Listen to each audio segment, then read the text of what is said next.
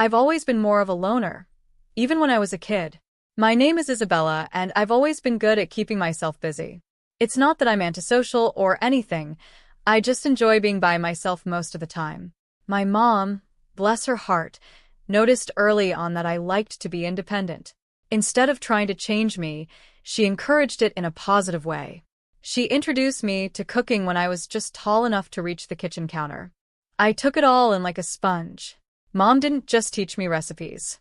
She taught me to really understand food. We'd visit cafes and restaurants around town, and she would explain each dish to me. As I got older, my interest in food grew even stronger. I started reading articles by famous restaurant critics and realized that food was about more than just taste and texture. It was about how it looked and the atmosphere of the place too. One day, I told my mom I wanted to write about food. She looked proud and said, "Then you better learn everything there is to know about it, Emma." So, that's what I did. I enrolled in a culinary school to become an expert in cooking. After graduating, I didn't stop there. I took journalism courses to improve my writing.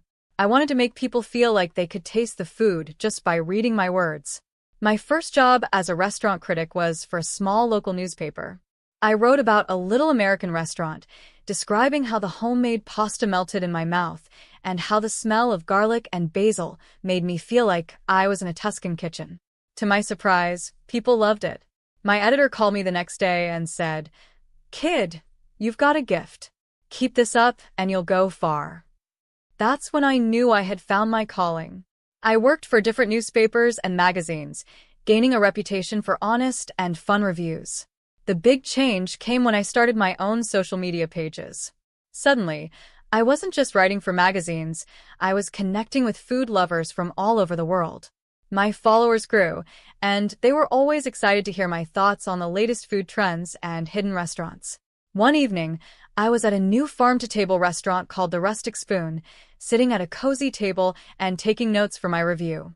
As I wrote about the atmosphere, I noticed an older couple at the next table looking at me. The woman was whispering to her husband and staring at me. I smiled politely, used to being recognized, and went back to my notepad. Suddenly, I heard her voice, warm and excited. "Excuse me, you're Isabella Sermon, right? The food critic." I nodded and said, "That's me. Nice to meet you." "Oh, I'm such a fan," she said excitedly. "I follow all your posts. Would you like to join us for dinner?" I hesitated. Normally, I like to eat alone when I'm working, but their genuine enthusiasm made me think twice. So, I joined them at their table. The woman introduced herself as Janet, her husband as Larry, and then pointed to a young man I hadn't noticed before. "And this is our son, Scott," she added. Scott looked up from his phone and smiled. "Hey," he said with a grin. "Nice to meet you." We quickly fell into easy conversation. Janet and Larry were eager to hear about my recent travels, while Scott kept chiming in with funny remarks that had me laughing despite myself. As the evening went on, I found myself enjoying their company more than I expected. Scott, in particular, was very easy to talk to. We discovered we both loved indie films and cheesy puns. When it was time to leave, Scott seemed a bit unsure and asked, "Hey, would it be okay if I got your number? In case I need restaurant recommendations or something." I felt a little flutter in my stomach that had nothing to do with the food. "Sure," I said, "for restaurant recommendations." We started texting that same night. At first, it was just about food and restaurants, but soon we were talking about everything. Our conversations became the highlight of my day. A month later, Scott asked me out on a real date, and I said yes, without hesitation. Our first date was at a quirky little bistro I'd been wanting to try. Sitting across from him, I realized how comfortable I felt. There was none of the awkwardness I usually expected from first dates. A year after we met, Scott proposed. It wasn't a big, flashy event. He knew that wasn't my style. Instead, he made me dinner, a sweet attempt that ended with slightly burnt steak and lumpy mashed potatoes, and asked me to marry him over dessert. How could I say no to that? After the wedding, we moved into my apartment. We were practical about our finances, creating a joint account for shared expenses. Since I earned more, I contributed more, but we both felt it was fair. Living together revealed new things about Scott. He had a habit of leaving dishes in the sink, his clothes scattered everywhere, and his toothpaste tube always uncapped. Coffee mugs seemed to multiply on every surface. I bit my tongue, reminding myself that I wasn't perfect either. It's just an adjustment period, I told myself. We'll find our rhythm. And slowly we did. Scott started making more of an effort to clean up, and I learned to relax my standards a bit. It wasn't perfect, but it was ours. 5 months later, it was time for our first vacation together. Standing in the airport with our luggage, I felt a wave of excitement. I turned to Scott, ready to share my joy, but noticed his eyes were fixed on something behind me. I turned around and saw Janet and Larry walking toward us with big smiles. They only had small carry-on bags, like they were going on a short trip instead of a week-long vacation. Surprise, Janet said, hugging Scott. We couldn't let you 3 lovebirds have all the fun, could we? My heart sank. This wasn't part of the plan. I looked at Scott, hoping he would explain, but he avoided eye contact. It's kind of a family tradition, he muttered. We always vacation together. I forced a smile, hiding my disappointment. How nice, I managed to say. But don't you need more luggage for a week-long trip? Larry waved it off. Oh, we'll just buy what we need when we get there. No sense in dragging heavy suitcases around, right? The first few days of the vacation were a blur. I focused on the positives. The beautiful scenery, the interesting new foods I discovered, and the locals' warm hospitality. But as the days went by, I started to notice how much Janet and Larry spent. They shopped like there was no tomorrow, ate at the fanciest restaurants, and never seemed to worry about the bill. One evening, as we sat at another expensive restaurant, I couldn't hold back my curiosity any longer. I leaned over to Scott and whispered, "How can your parents afford all this? Aren't they retired?" Scott looked uncomfortable, shifting in his seat. "They're, just good with money," he muttered, suddenly very interested in the menu. I wanted to ask more, but at that moment, Janet began telling a story about her bridge club, putting an end to our conversation. As the vacation came to an end, I found myself eager to go home. The day after we returned, I decided to check our joint account, curious to see how much we had spent. When I logged in, my eyes went wide in shock. The balance was much lower than I expected. Alarmingly low. "Scott, can you come here for a minute?" I called, my voice tense. I turned the screen toward him. "Care to explain this?" Scott's face went pale as he looked at the numbers. "I might have used our account to cover some of Mom and Dad's expenses," Scott admitted quietly. I took a deep breath, trying to keep my anger under control. "Scott, that was our money and I contributed most of it. You should have talked to me first." I know, he said, reaching for my hand. "I'm sorry, Nancy. It won't happen again, I promise." A month went by, and things slowly got back to normal. Scott kept his word and didn't touch our joint account without discussing it with me first. I tried to let go of what happened during the vacation and focused on my work and our life together. One cool autumn evening, Scott came home looking excited. "Hey, Nancy," he said, wrapping his arms around me from behind as I stood at the kitchen counter, cutting vegetables for dinner. "I've got an idea. How about we go on an overnight picnic this weekend? Just the 2 of us, a rented motorhome, and the great outdoors. What do you say?" The idea sounded great, and we spent the next few days getting ready for our little adventure. I packed a cooler with gourmet sandwiches, homemade potato salad, and a bottle of wine. Scott took care of renting a small motorhome and planning our route. We arrived at the campsite in the afternoon. The place was beautiful, surrounded by tall pine trees and a clear lake. Scott parked the motorhome in our spot, and we stepped outside to enjoy the fresh air. That's when I saw a familiar car pulling into the space next to ours. Janet and Larry got out, waving excitedly. "Surprise," Janet called out. "We thought we'd join you on your little getaway." I turned to Scott, hoping to see the same shock I felt on his face, but instead, he looked sheepish, avoiding my eyes. "Scott," I said, my voice calm but firm, "did you tell them about our trip?" Before Scott could answer, Janet came over and hugged me tightly. "Isn't this exciting? A family camping trip." I forced a smile, but I couldn't help noticing they showed up with no supplies, no tent, no food, not even a change of clothes. As the evening went on, it was clear that our romantic getaway had turned into a family event. Janet and Larry took over the conversation, telling us stories about their past camping trips. They also helped themselves to our food and wine, leaving barely enough for Scott and me. When it was time to sleep, another issue came up. Our small motorhome wasn't built for 5 people, and Scott turned to his mother and said, "You and Dad can take the bedroom, Nancy, and I will figure something out in the car." So, instead of enjoying a cozy night together in the motorhome, I found myself uncomfortably curled up in the back seat of our car while Scott snored softly in the front. The next morning, with blurry eyes and feeling stiff from our awkward sleeping arrangements, I suggested to Scott that we cut the trip short. The drive home was tense, filled with awkward small talk and long periods of silence. As soon as we arrived back at our apartment, Scott's parents said a cheerful goodbye, completely unaware of the strain their presence had caused. Once they were gone, I turned to Scott. "We need to talk about this," I said firmly. He nodded, looking resigned. "I know. I'm sorry, Nancy. I should have told you they were coming." "It's not just that," I sighed. "It's about boundaries, Scott. Your parents can't keep showing up in our lives like this. We need to set some ground rules." Scott nodded slowly. "You're right. I'll talk to them." A few days after we returned, I was in the kitchen testing a new recipe when the doorbell rang. To my surprise, Janet and Larry were standing there with bright smiles, as if the vacation mess had never happened. "Isabella, dear," Janet exclaimed, giving me a quick hug as they walked in. "We need your expertise. We were wondering if you could tell us which restaurants in the city have the most delicious food." I was caught off guard by the question.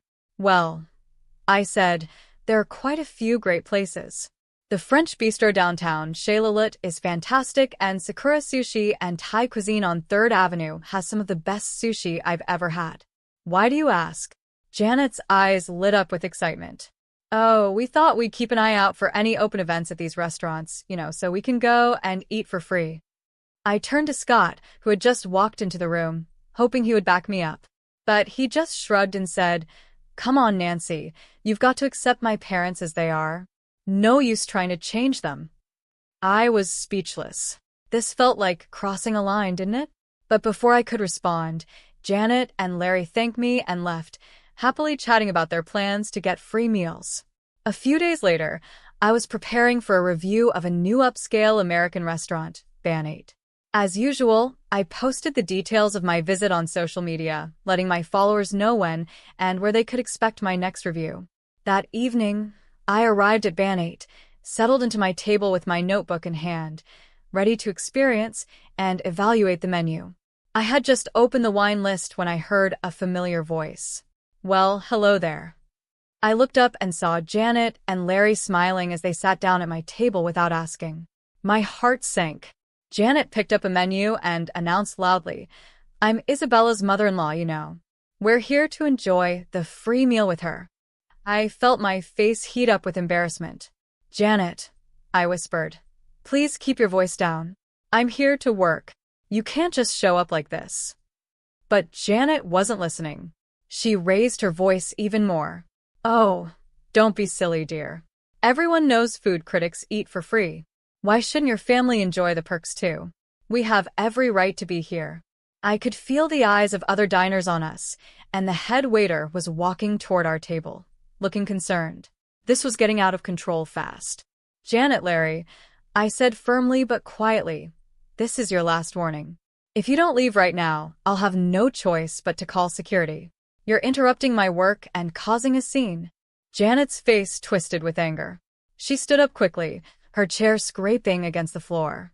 "Well, I never," she shouted.